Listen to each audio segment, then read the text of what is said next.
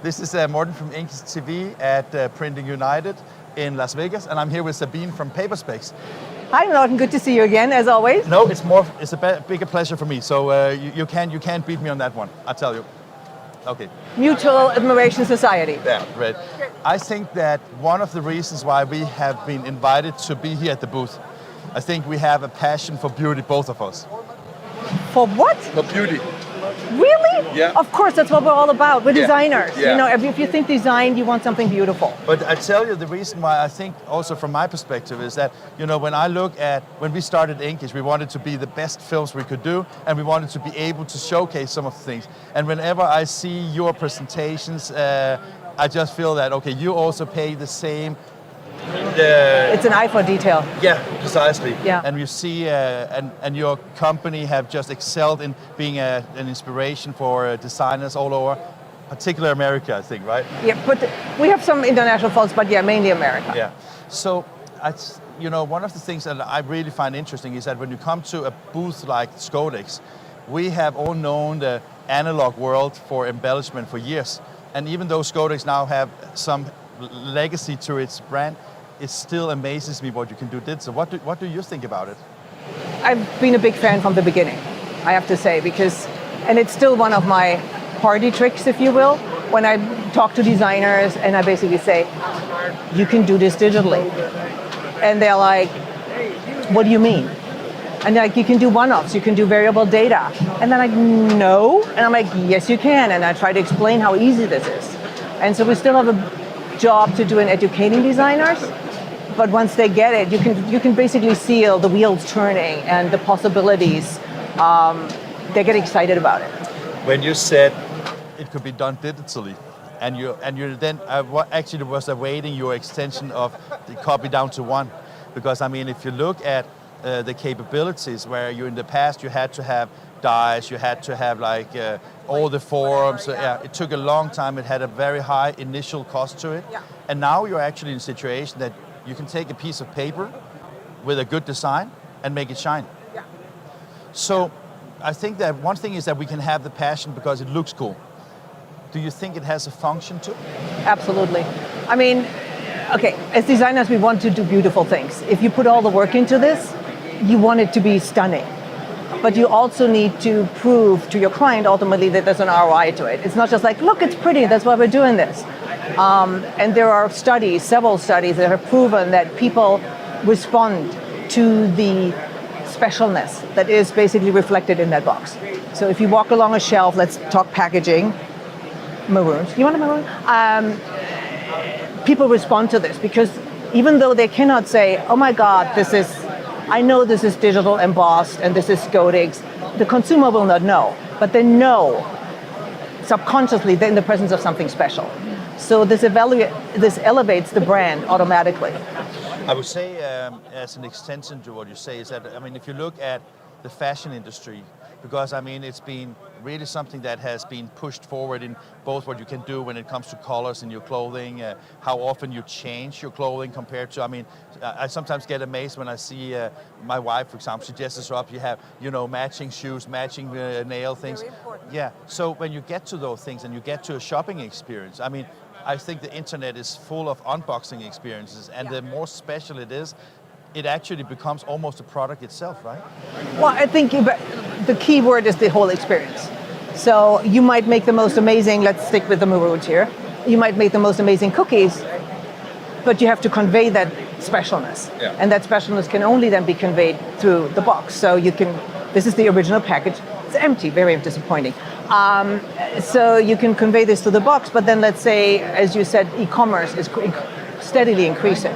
So it has to look good online, but then also when you ship it, let's say you can add a little card with the same, you know, it's a whole brand experience that you're creating. It's not just one packaging. It's funny because when you say that, when you go online, you know, sometimes you could think that this is more of like for an in-store experience because you pick and choose.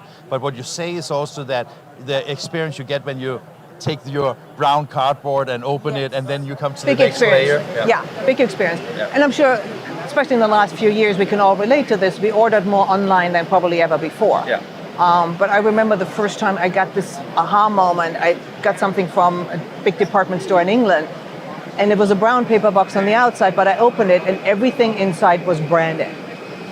Their brand color is yellow, not giving the name away, but you know, it was the tissue paper. There was a card, a special envelope that basically said thanks for your, with a card in it, thanks for your purchase. And it was all branded.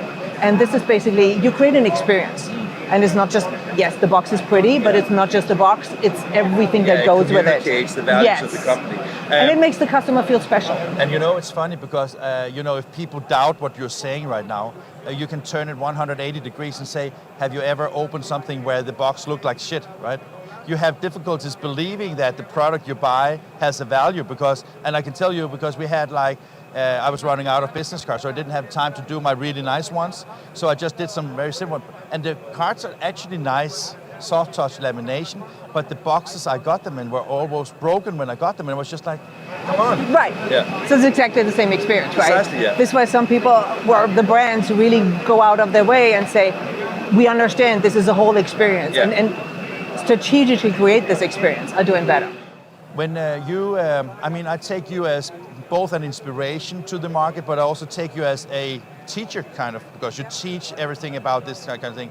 I was just wondering, now we are at Scodicx booth here, and we see some wonderful samples. We also see the first edition of the 6000 with the SHD embellishment opportunities, and the box you are here basically show that you can do inverted in very small fonts as a negative embellishment.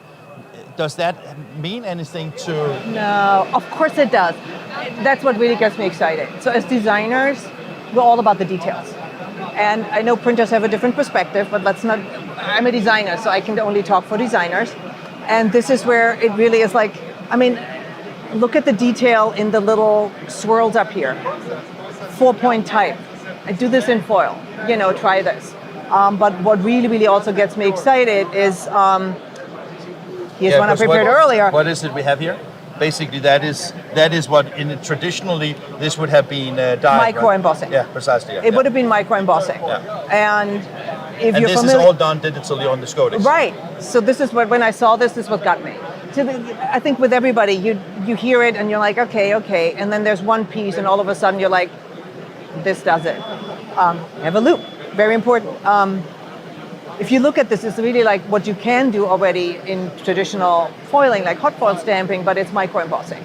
And you need expensive tooling to do this detail. I was just going there. Okay. Right, exactly. Yeah. Not everybody can do it. The dye is not cheap, let's put it this way. But the effect you get is just out of this world. And to be able to do this digitally now, and basically just say, okay, and we don't need to go into the technology because we're designers, but just look at this and look at the... But the reason why you have to go into technology is because if you see things like this, you basically need to also be able to direct people to people that have this technology available, right? Yeah. So that's where, as you said, teacher. So Yeah. I always feel everybody, and especially creatives, need to understand a modicum of what is going on so that they can put their foot down when somebody says, oh, you can't do that. And then they can say, actually, I know you can. And Sabine told me so. I'm kidding, but just to understand this, if you think about it, it's beautiful in its simplicity, which I totally understand. There's a lot of AI and technology behind it. Yeah. But the simplicity from a designer's point of view is, wait a second, so I can make this so fine that there's a dot, no dot, dot, no dot, dot, no dot, which ultimately allows me to make these crazy patterns. Appreciate it. We have a few minutes left. Let's just see some of the samples here, right? Because you also have a foil swatch book here, basically, right? Okay, this is my favorite. Yeah. I'm sorry, everything's my favorite. I'm passionate about this. I think before we go into, can I ask you a question? Because I just got reminded that if you say that you, as a designer, you basically look what you want to achieve, communication, design, beautiful, and then when we see a machine like this, do you think there's an importance also in your work to bridge from the designer to understand what technology, not specifically this technology, but what technology in general can bridge? Yeah, that's basically my mission. Okay. So my mission is, I am, if you don't know, a recovering designer. I like to say that because you never get rid of this. But the key for me is really to bridge the gap between what designers know when they come out of school, and even if they've worked for a few years, and what technology can do today. So there used to be a gap, but it's now a chasm. And my personal mission is really to bridge that gap and provide designers with the tools and resources they need in order to create these fabulous pieces, because if they don't know it's possible, they can't design for it. And that is actually a tool, right? Well, that is one of the tools that I love. I mean, Scodix is a technology, but if you're a designer and you say, oh, you can have gold. Yeah. And then you look at it and you're like, okay, this is not, I'm a designer. We can name 50 shades of white, right? And gray as well. Let's not go there. This is PG-13. What is important for me is that I have a choice in foil colors. That's the first question you will have. It's like, I don't like this. I personally, some people might. I don't like the super shiny foil. No, I like these way better, right? Yeah. You can see my ring was like actually. You have good taste. Yeah. All right. So knowing that I can have a matte gold, or I can have the pearlescent white.